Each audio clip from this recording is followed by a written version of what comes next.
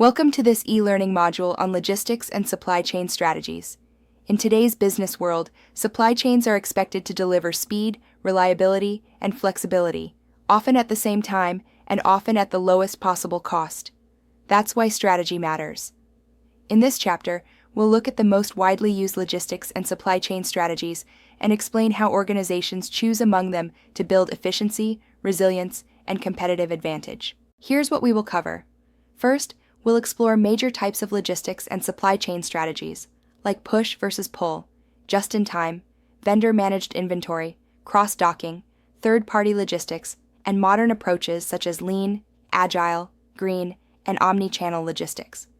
Next, we'll move into strategic planning, how companies align supply chain decisions with business goals. Then we'll discuss network design, how to structure facilities, inventory, and transportation to meet customer expectations. After that, we'll examine outsourcing, including benefits, risks, and how to manage partners. Finally, we'll cover risk management, how to identify threats, reduce vulnerability, and recover quickly from disruptions. Organizations don't all run their supply chains the same way, and they shouldn't. The right strategy depends on what a company sells, how predictable demand is, how fast customers expect delivery, and how much risk the company can tolerate. In this section, we'll walk through common strategic approaches and explain what each one is designed to optimize: speed, cost, flexibility, sustainability, or resilience. One of the most fundamental choices in supply chain strategy is whether you operate mainly as a push system, a pull system, or a mix of both. In a push strategy, you forecast demand and produce in advance, pushing products through the supply chain based on predictions. In a pull strategy, you produce in response to actual demand, real orders, so production is triggered by customers. Most modern supply chains end up using hybrid approaches, because not every product behaves the same way. Let's break down push strategy. The biggest advantage is responsiveness. If you already have products in inventory, you can serve customers quickly, which is critical in markets where speed wins. Push systems can also create economies of scale. Producing in large batches can reduce unit costs, and transportation can be consolidated efficiently. But there are clear risks. If your forecast is wrong, you may overproduce, leading to excess inventory, markdowns, write-offs, and wasted capacity.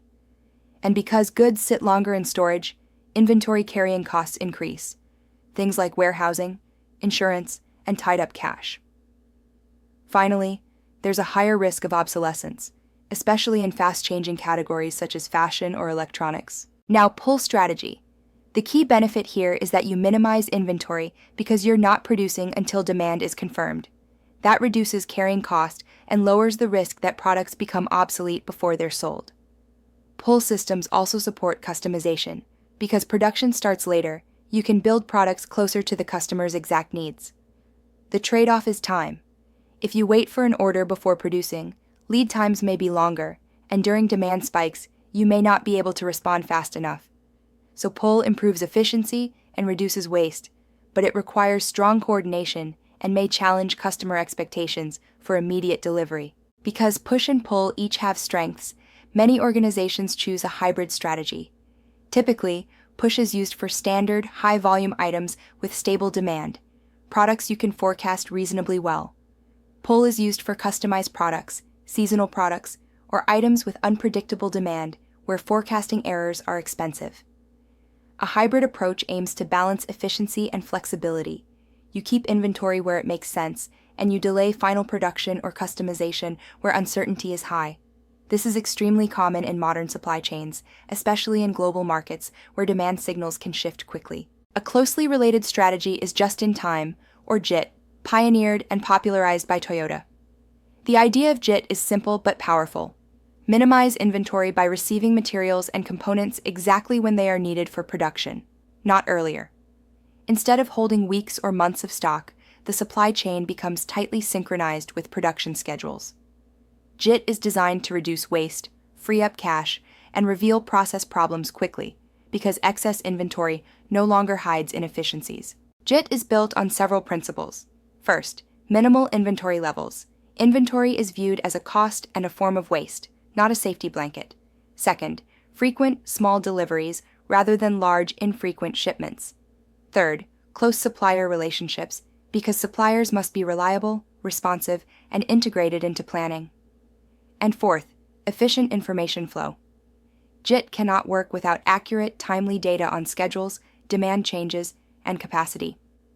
In other words, JIT is not only a logistics tactic, it's an operating philosophy that requires discipline across the entire network. When JIT is executed well, the benefits are significant: reduced inventory costs, improved cash flow, and less space needed for storage. It can also improve quality control, because problems are detected earlier. If a defect occurs, it shows up immediately, rather than being buried under piles of stock. However, JIT also increases vulnerability. When inventory buffers are removed, disruptions have a more immediate impact. The COVID-19 pandemic made this visible across many industries. When suppliers shut down, transportation capacity collapsed, or borders tightened, many JIT systems struggled because there was little slack in the system. Another important strategy is vendor-managed inventory, or VMI. In VMI, the supplier takes responsibility for maintaining inventory levels at the customer's location. Instead of the customer placing orders, the supplier uses shared demand and sales data to decide when and how much to replenish. This can reduce costs and improve service because replenishment becomes more proactive and data-driven. A classic long-term example is the partnership between Walmart and Procter & Gamble, where sharing demand information enabled better forecasting, fewer stockouts, and smoother replenishment. VMI offers strong benefits on both sides. For customers, inventory costs often decline because replenishment becomes smarter and inventory levels can be optimized. Service levels can improve because suppliers may detect demand changes faster and respond before shelves go empty. VMI also strengthens partnerships. Both parties have an incentive to share information and align goals. For suppliers, better visibility into real demand improves production planning and reduces the bullwhip effect, where small demand changes become amplified upstream due to poor information and overreaction. Cross-docking is a strategy designed to minimize storage time. Instead of receiving goods into a warehouse and storing them, cross-docking transfers incoming shipments directly to outbound vehicles, often within hours, sometimes with no storage at all. This reduces inventory, speeds up order fulfillment, and improves flow through the network. Walmart is widely recognized as a pioneer of cross-docking at scale, using it to keep costs low while still replenishing stores quickly and efficiently. The advantages of cross-docking come from speed and reduced handling. Inventory costs drop because products spend less time sitting in storage. Order fulfillment becomes faster because goods move through facilities quickly. Space utilization improves since you need less warehousing area for long-term storage. Handling costs can also decrease because you reduce the number of put-away and picking steps typical in traditional warehousing. That said, cross-docking requires excellent scheduling, reliable inbound transportation, and accurate information because the system depends on timing and coordination. Third-party logistics, or 3PL, refers to outsourcing logistics activities, such as transportation, warehousing, and distribution, to specialized service providers. This allows companies to focus on what they do best, while leveraging the expertise, infrastructure, and technology of logistics professionals. Importantly, 3PL isn't only for companies with weak logistics capabilities. Even Amazon, known for building its own logistics network, uses 3PL providers strategically to add flexibility, support rapid expansion, and manage peak demand periods. Lean logistics applies lean thinking to the supply chain. Eliminate waste and focus on activities that create value for the customer. Waste can include unnecessary movement, excess inventory, waiting time, overprocessing, defects, and inefficient transportation. Lean emphasizes continuous improvement and often uses tools like value stream mapping to visualize processes end-to-end and identify where time, cost, or effort is being wasted. The result is typically lower cost, improved efficiency, and more stable, repeatable operations. While Lean focuses on efficiency, Agile logistics focuses on responsiveness. Agile supply chains are designed to adapt quickly to demand swings, product variety, short product life cycles, and volatile markets. Agility may involve flexible capacity, rapid replenishment, modular product design, postponement strategies, and close coordination with suppliers and customers. The key is reacting fast without losing control. Many organizations aim for a balance: lean where demand is stable, and agile where uncertainty is high. Green logistics puts environmental sustainability at the center of logistics decisions. This includes reducing carbon emissions through route optimization, shifting to cleaner transportation modes, improving vehicle utilization, and investing in alternative fuels. It also includes eco-friendly packaging, reduced waste, and more circular practices such as reuse and recycling.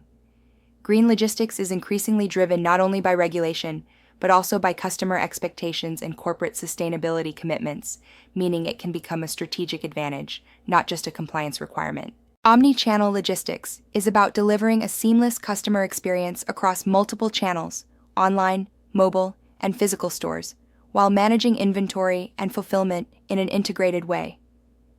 This is far more complex than operating separate channels, because inventory must be visible and shareable across the network, and orders can be fulfilled from stores, distribution centers, or third parties.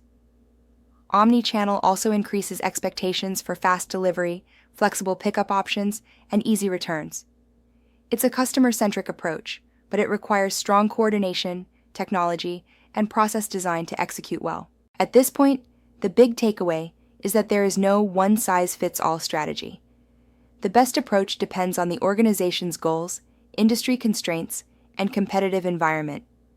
Product characteristics are critical: shelf life, value, demand variability, customization needs, and lead time sensitivity all influence the ideal strategy.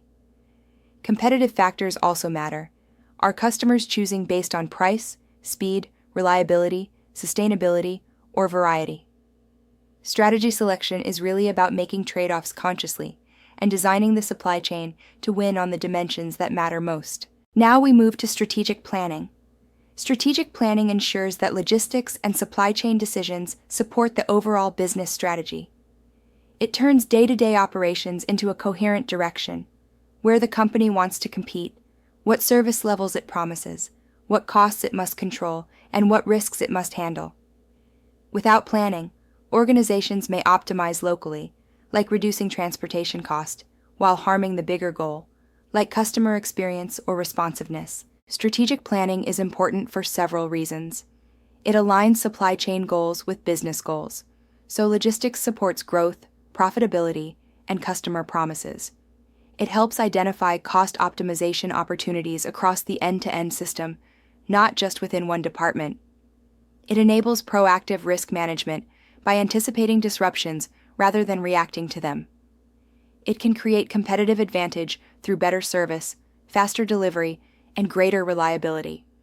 And it supports sustainability by guiding long-term investments in networks, technology, and operations. A strong strategic plan begins with a clear vision and objectives, what the supply chain is expected to achieve.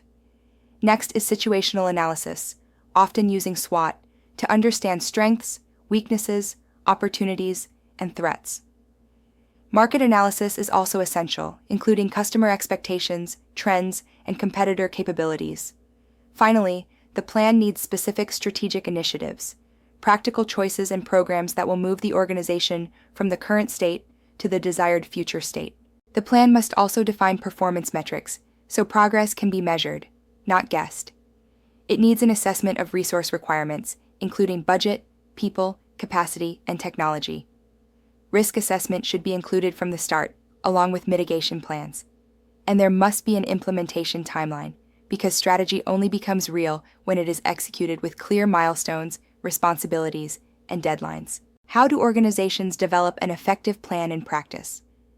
It starts with building a cross-functional team, because supply chains cut across procurement, manufacturing, logistics, sales, finance, and IT.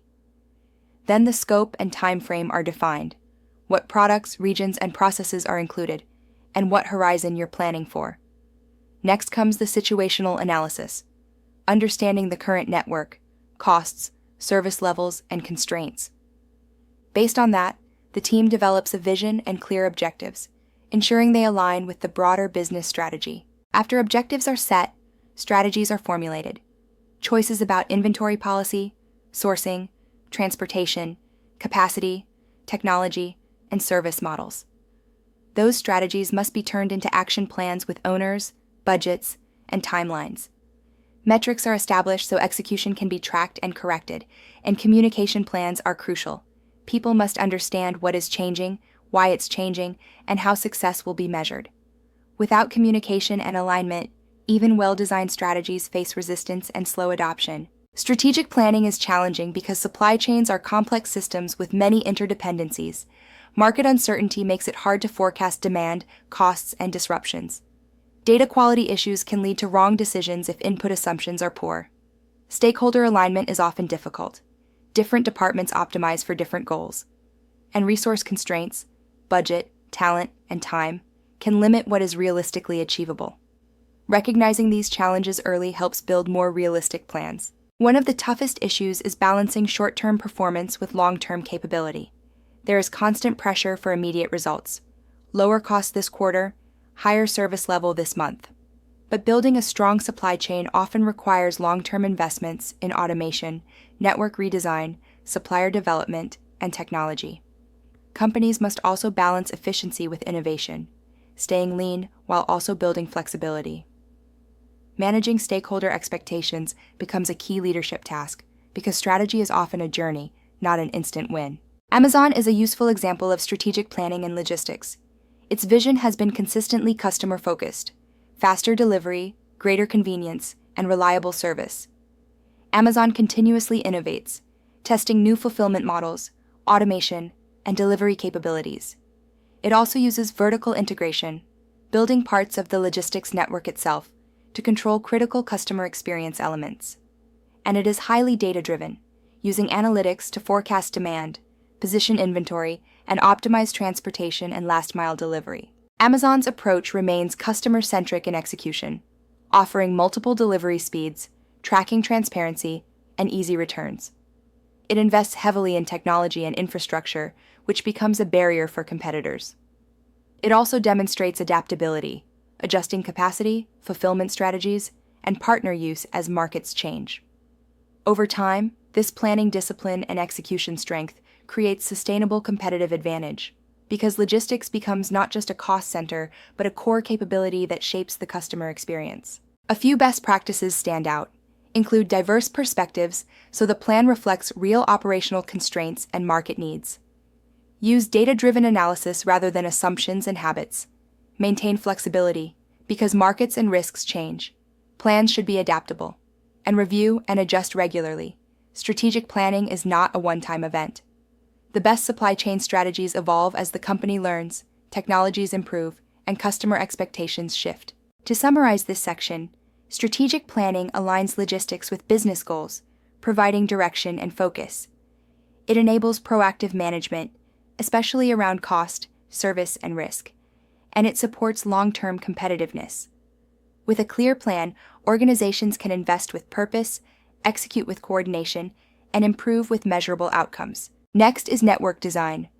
Network design refers to how the supply chain is physically and operationally structured, where facilities are located, how inventory is positioned, which transportation lanes are used, and how customers are served.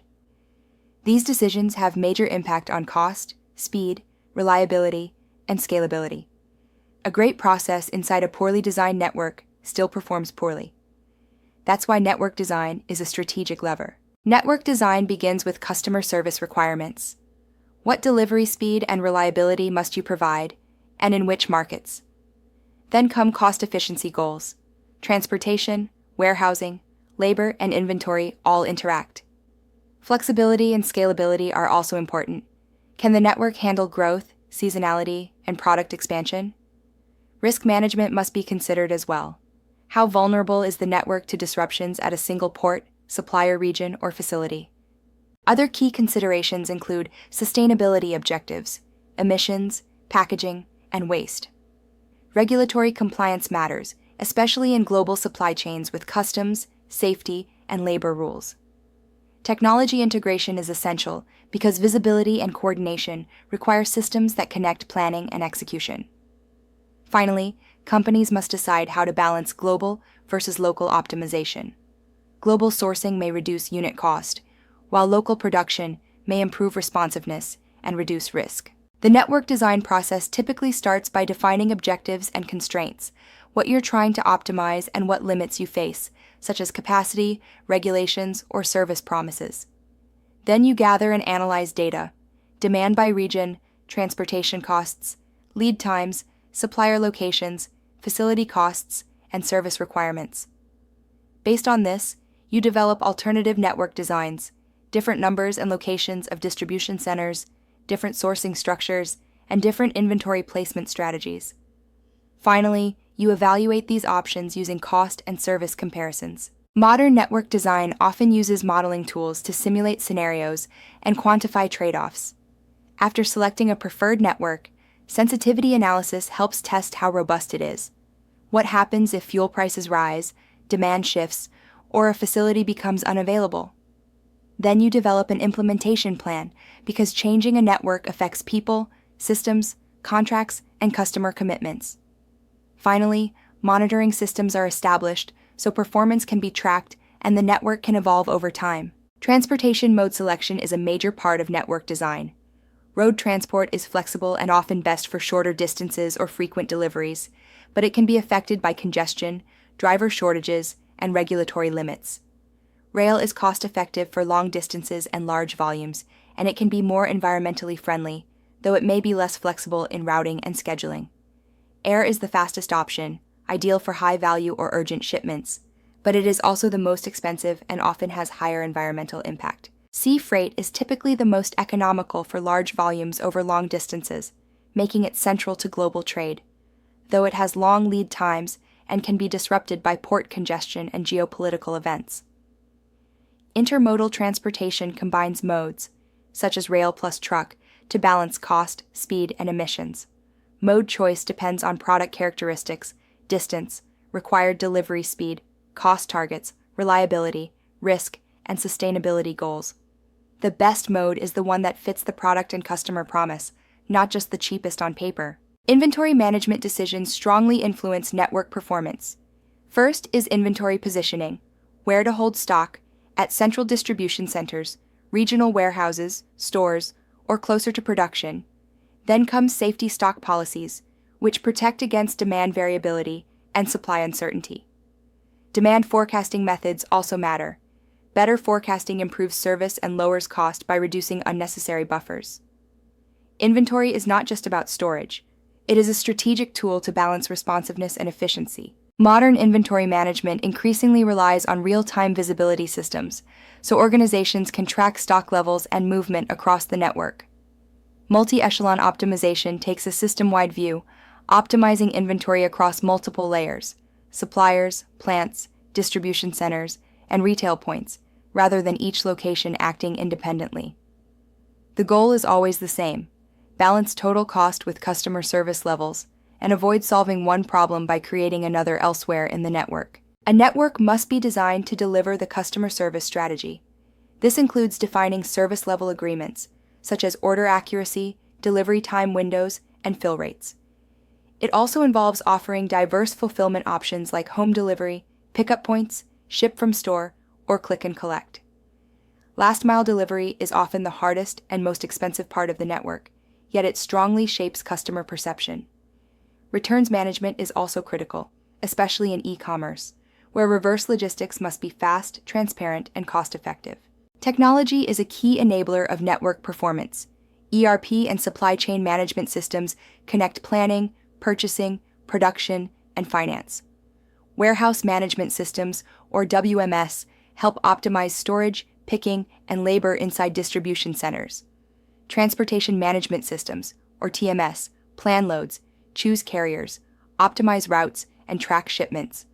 Visibility platforms connect these pieces, providing real-time insight into inventory and shipments across partners and geographies. Beyond core systems, IoT and sensors can monitor location, temperature, and condition, critical for food, pharmaceuticals, and sensitive products.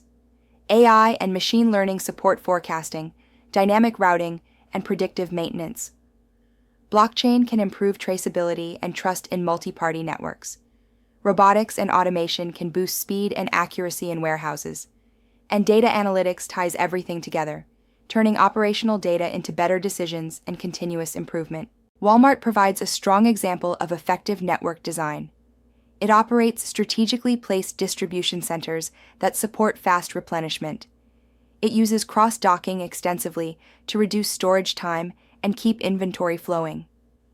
Transportation optimization helps it move high volumes efficiently at low cost. Network design is critical for supply chain efficiency and customer service. It requires comprehensive analysis of costs, service requirements, risks, and constraints. Technology plays a major role in making networks visible and optimizable.